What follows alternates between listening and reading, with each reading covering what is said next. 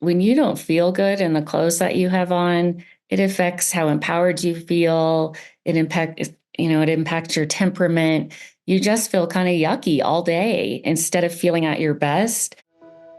Illuminance specializes in developing sensory processing sensitivity, a natural high sensory intelligence present in 30% of the population, co-creating with the power of humanity to consciously evolve towards balance. This session features trained high sensory coaches, facilitators, and consultants who coach other high sensory people and partner with organizations globally. To contact them directly or to find out about our programs, please see the details in the description. Hi, everyone. I'm Stacy Ingram, and my company is Cultivating Your Courage. I work with HSPs and I work with youth athletes as well. And we work a lot on the things that are really getting them stuck. So everything from performance anxiety to stress to focus, any of these areas that are really difficult, really for us as adults, but especially for teenagers. And today, I have two other great women with me. We are going to talk about a really fun topic. So our topic is kind of attire and personal style for the highly sensitive and how to make that easy and less stressful. So I'm going to hand it over to Bonnie to introduce herself. Thanks, Stacy. My name is Bonnie Snyder. My company's Diamond Pathways. I'm an intuitive life balance coach, a diplomat in energy psychology, and an author. But my very favorite group of people to work with are highly sensitive women, partnering with them to really embrace their limiting beliefs so that they can find the magic of who they are and really embrace their superpowers as a highly sensitive woman. And I turn it over to you, Lisa. Thanks, Bonnie.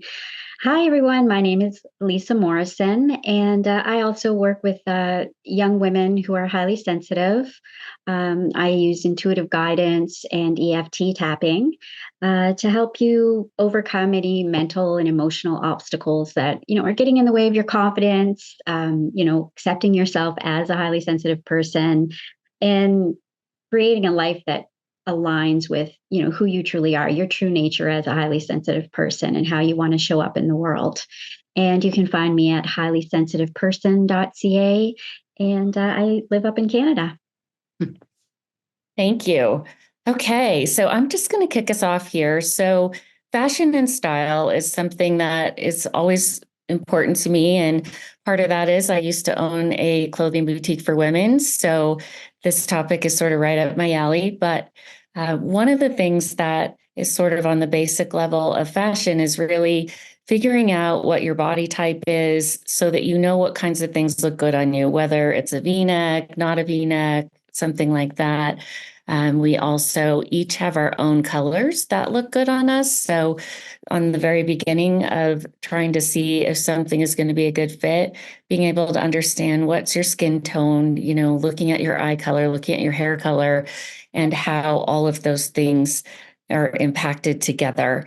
And, one good way too is you can even take a picture of yourself in something and look at it the next day and get a sense of, wow, I thought that looked really good, but now that I see it on myself in a picture, I'm not so sure it does.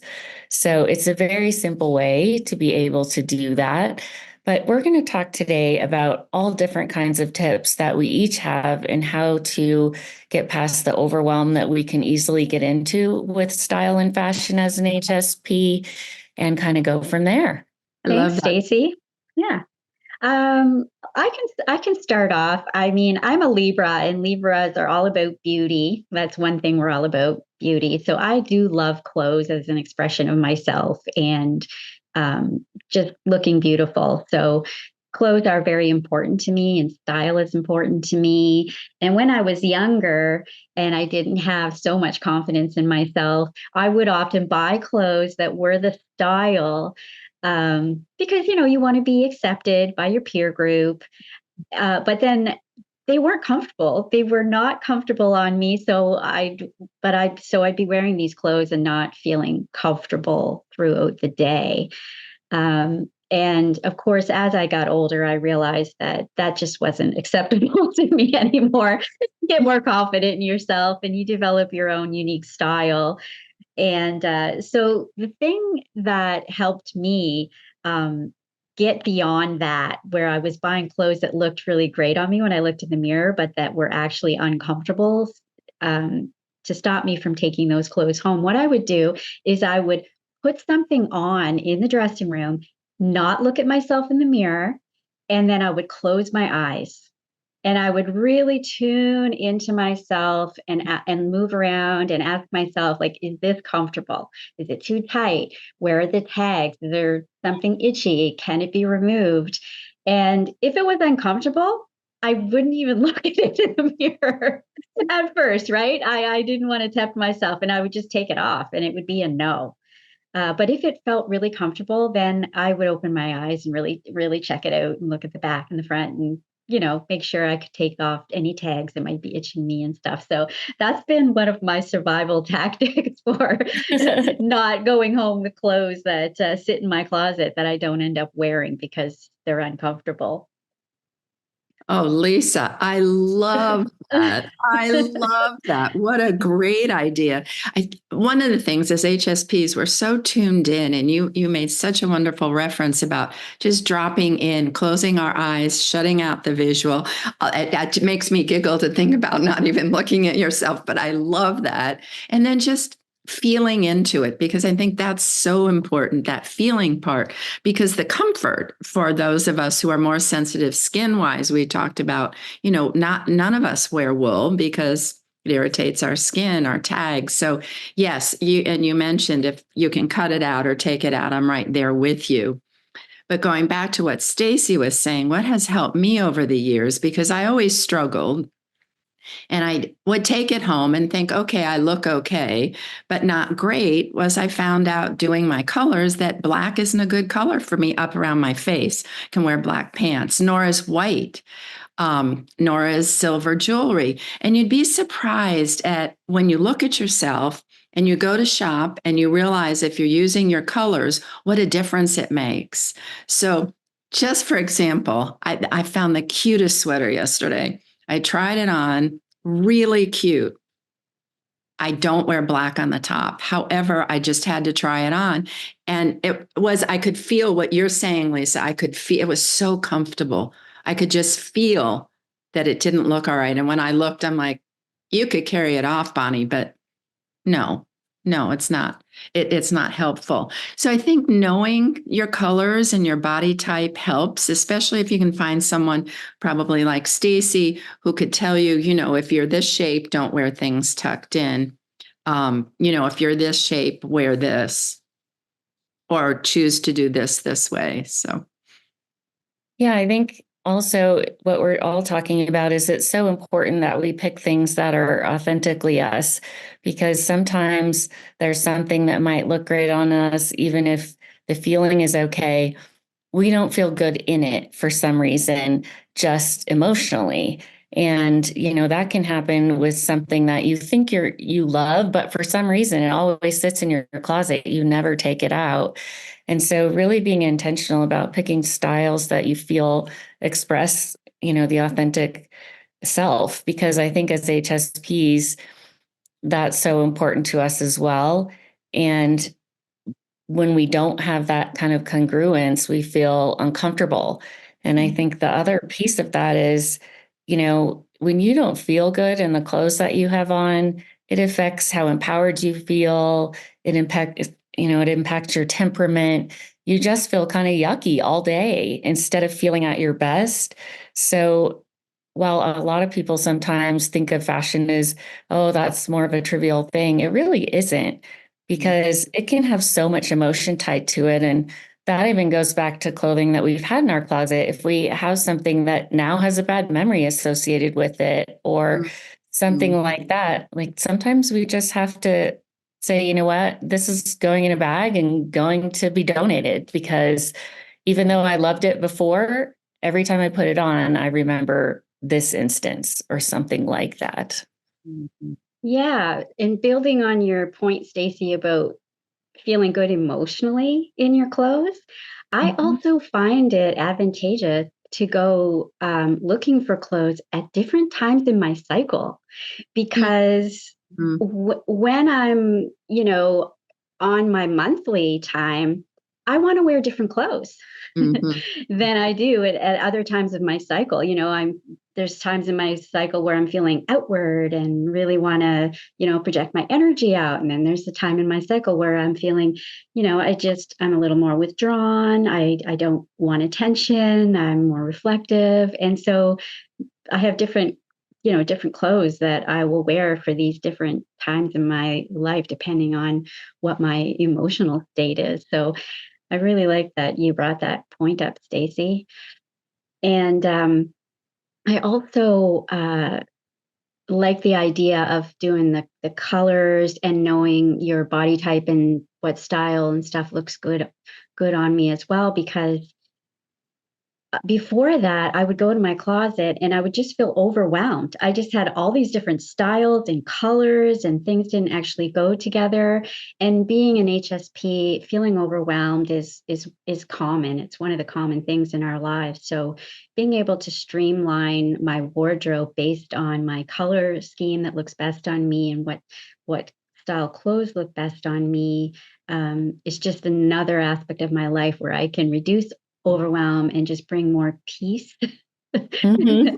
peace to my life. And anytime that I can do that, I'm fully on board. So the other thing I've also done is gotten into, like a capsule wardrobe, or like now there's like the latest thing is a 10 item wardrobe, and you can look it up on YouTube. You don't actually only have 10 items, but you have 10 core items that that Build everything around. Mhm. right that you build around. So that's another thing that's also really helped me streamline and make me feel good about opening my closet door in the morning. I love that.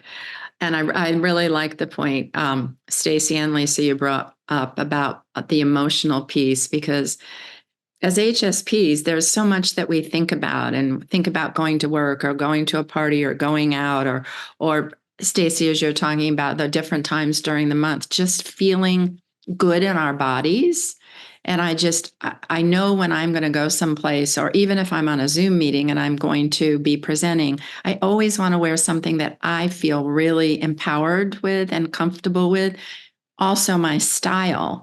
And sometimes I have a little bit of an argument with myself, but you brought up a very good point, Lisa. So I look better in a scoop or something like this. When I try to get something up here, as soon as I put it on, I don't feel good. I won't wear, if I have any tops like that, which I have like two maybe. I won't wear it when I really need to feel empowered, because for me, I don't look my best. And we want to feel comfortable in our skin. And I think Stacy, you might have mentioned that, it isn't trivial what we're talking about. Sometimes people say, well, why do you do that? Your underwear match the rest of your clothes. No, it doesn't.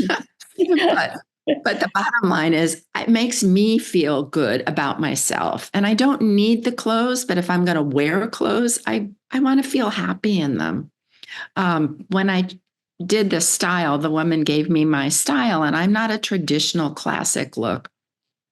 And I know we already feel different as highly sensitive women, but when I put on something that is my style, whether it's the same as other people in the room or not, I feel good about me, and my confidence is there, and I feel empowered. So I don't worry anymore. I'm always the brightest color in the room, usually, because a lot of people wear black. It's okay with me. But it took some time for me to settle into myself and be okay with being a little different. But it has definitely taken away the overwhelm, the feeling less than, not looking like everybody else, because nobody needs to look like everybody else. Yeah, I think fashion is such a personal expression, and a lot of us as HSPs are creative people. And so texture matters a lot to us, color matters, composition matters.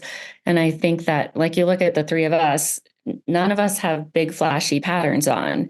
And that's not to say that no HSPs like that, but I think more often than not, you see more subtle more subtleties in tone and color versus a little bit louder.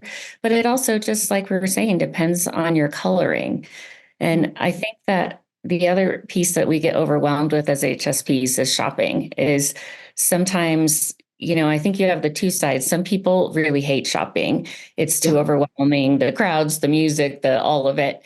And other people love it. So it's just finding, that combination for yourself. And if you're someone that doesn't love it, how do you make that better? Go during off times of the day, or bring someone with you that does love to do it, that can kind of help you through that process and say, yeah, that looks good, or no, it doesn't, or let's try this, versus you having to dig through all these racks by yourself. It just can feel a little bit less overwhelming if you do take someone with you, if that's something that gives you stress. Because shopping should be, at least in my opinion, should be something you enjoy, not something that you dread, because you're spending money and you're spending it on yourself. Like, you want to be excited about what you end up with, instead of feeling like, oh gosh, I just did this because I felt like I had to and I wasted money. None of us want to do that. No. Yeah, those are all really good points, Stacy. And I am one of the people that's just, yeah, shopping isn't my favorite thing, but and I used to go by myself and just feel overwhelmed, or just buy the same thing all the time and not branch out. But more recently, I've now been getting like a salesperson engaged with me, and being very honest about whether I like this or not like this, and oh, I like this about this, and then getting them to, because they know the store and they know where all the clothes are. And when I walk into a store and it's just overwhelming because there's hundreds of pieces of clothing everywhere. So that's been really beneficial for me, and something surprising, because I'm such an introvert that I usually don't engage with the staff. I just walk around quietly by myself. But the last two times I've went shopping, I have done that, and it's turned out really well. And I've left with some really good pieces. And Bonnie, like, I loved your point about how you stand out in a crowd because usually everybody's wearing black and you're wearing some color. And I think that's great, because when you do that, it's like giving everybody else in the room permission to be different, to reassess what they're wearing, instead of just throwing on black like everybody else, to think, well, hey, she looks great in there and she obviously feels great. And maybe I could do that for myself too. And when you feel great, it does garner just more positive energy from other people. When you really take the time to put yourself together in a way that when you step out the door and you feel really good, it's showing a lot of self-respect, and just self-confidence, and then you'll get that back. Like, it'll be returned to you because you are showing that you treat yourself well and care for yourself, and other people will in turn respond in the same way, hopefully. Right. I find most often, yeah. I mean, it's a really good point to let a salesperson help you. And Yes. what I say that is, like, as a boutique owner, I mean, they enjoy it. And two, to your point, they know what's in the store, but they also might get you out of your comfort zone a little bit and pick something that you wouldn't pick. And then you put it on and it feels great. You look great and you're excited. And it might not have been something you would have pulled on your own. And if you go to small stores like boutiques, especially, they're typically more than happy to help you put outfits together and styles together and take some of that stress away. And be honest too, between you and them, of, like you said, Lisa, I hate that. I can't do that. Or this is too uncomfortable for me. Or they might say, you know what, let's try this neckline instead of that neckline because it'll augment your features better. So it's definitely worth trying. I love that you did that, Lisa. I so agree with Stacy. And I can understand, I'm an extrovert, but I can understand as an introvert how you might not ask. But I agree. There's a salesperson, one of the stores I shop at, and I like to shop, and people ask me to shop with them. But it's nice because I think, Stacy, what you're saying, they want to help. They'll, somebody helped me with something that I might not have worn. And I'm finding that salespeople, even if they're on commission, a lot of times will tell you the truth, which I like. Um, if I'm hesitating, and they'll bring me something different, but I think that that's important. But what struck me, though, really struck me, is when you said, I'm more colorful a lot of times, giving other people permission to be who they are. I think, isn't that our intention, is not only to feel comfortable in our skin, but that what we want for the world is for people to feel comfortable in their own skin, because we'd be in a better world if we all each were comfortable that we're perfectly imperfect, as they say, just perfect the way we are. So thank you for that point.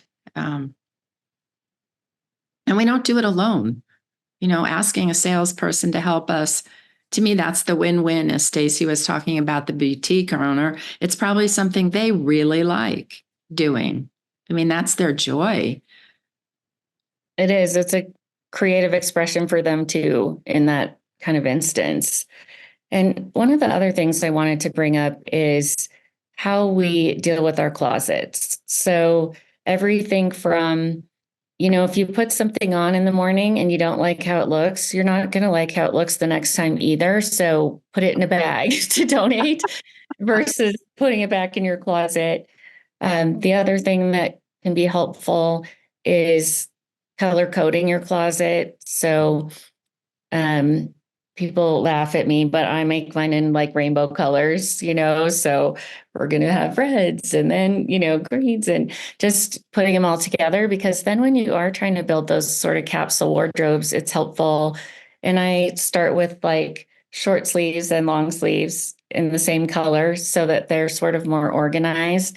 So that makes it faster for me. And then sometimes too, it helps to even set your outfit out for the next day, just because then in the morning, like if you're going to have a hurried morning, especially, it's one less stressor for you to sort of deal with. I do that with color coding too. And I've only done that for maybe the last few years. I can't believe what a difference it makes.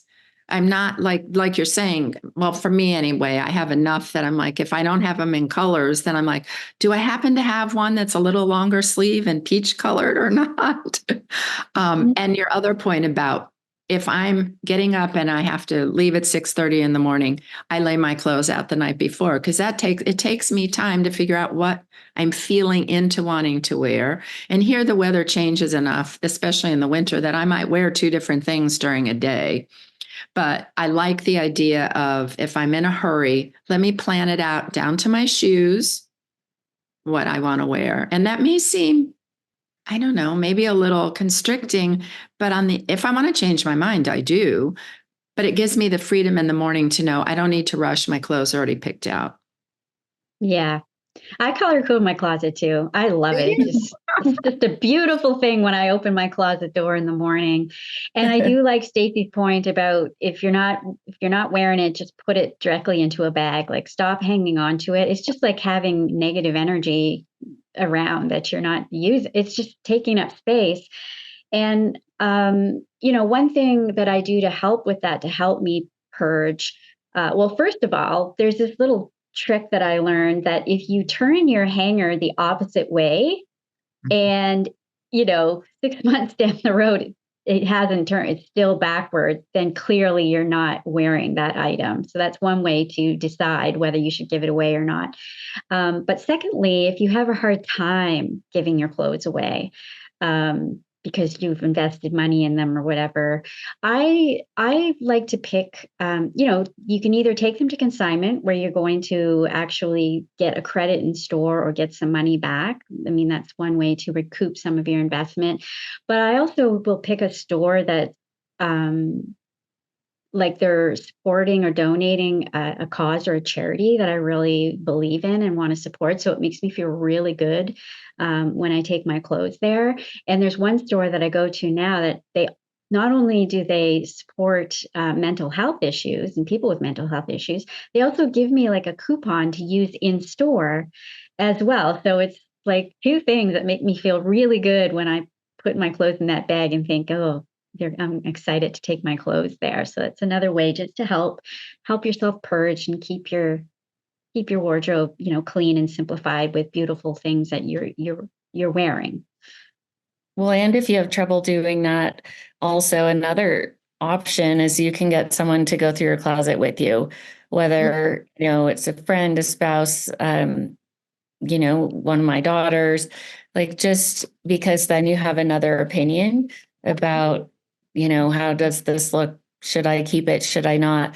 Because sometimes, it's easy for some people to go through and do that, but it's harder for others. And so if it's something that stresses you out, have someone help you do it. That's a good idea. I have a little dilemma though. I do separate, even though I live in Florida, I do separate my summer, spring clothes away from my winter because I would never wear this in 90-degree weather, 100% humidity. Right. And so I always end up with clothing that I'm donating most of the time, which is good. And I'm doing a little bit more now, looking at what we've been talking about if I haven't been wearing it. But here's my dilemma. This is what I've found for myself. I'm very clear about some clothing, and maybe you have a hint.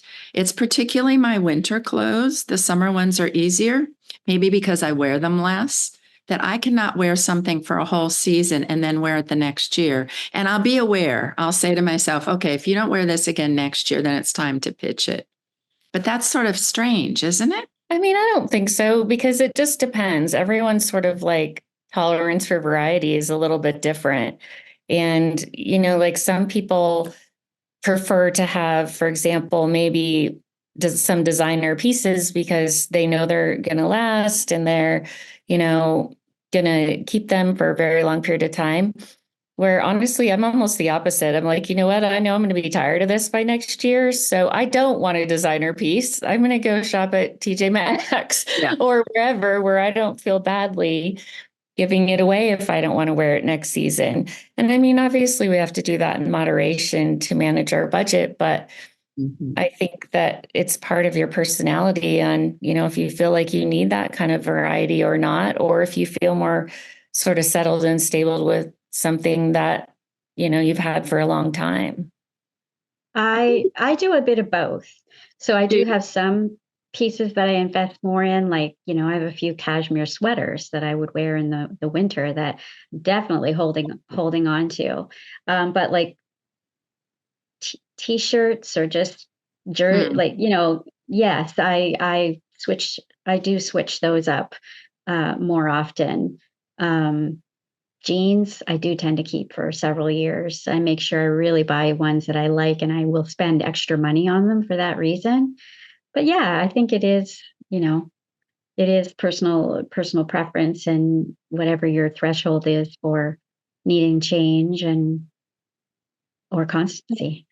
And being able to just be careful about how much trendy stuff you put in your wardrobe so that, Yeah. it's nice to have some trendy pieces, but if you go all that direction and next year cold shoulders are out of style or whatever it might be, it becomes more difficult. So just being a little bit more strategic about what pieces you feel comfortable having be that trendy style and then which pieces you want to have as sort of your base that, are going to be classic and not go out of style the next season.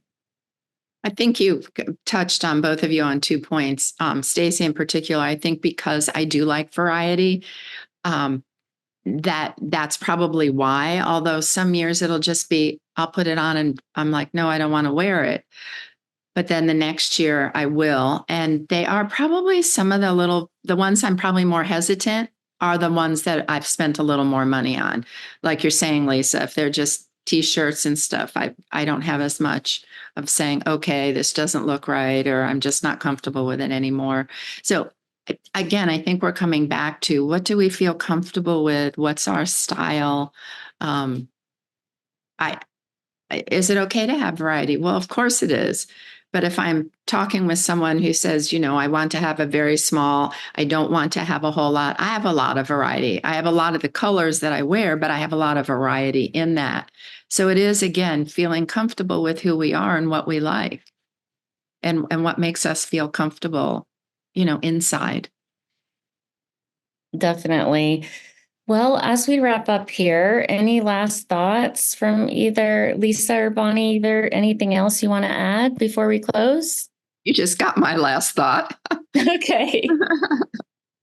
I feel like we've done a great job at covering all aspects of clothing, fashion, and style. So thanks for the talk, ladies. That was Yes, fun. thank you. Yes, absolutely. Well, thanks everyone for listening. And one thing you can do on your own is just, Google different types of color combinations for different skin tones and hair coloring, and you'll be able to find it. As well as if you Google body types, you'll find a chart that'll show if you're an apple or a pear or an hourglass or whatever you might be, and then give you a few tips on different types of things that typically work well for that body type. So, all right. Well, that's all we have today. Thanks everybody for joining us, and we will see you next time.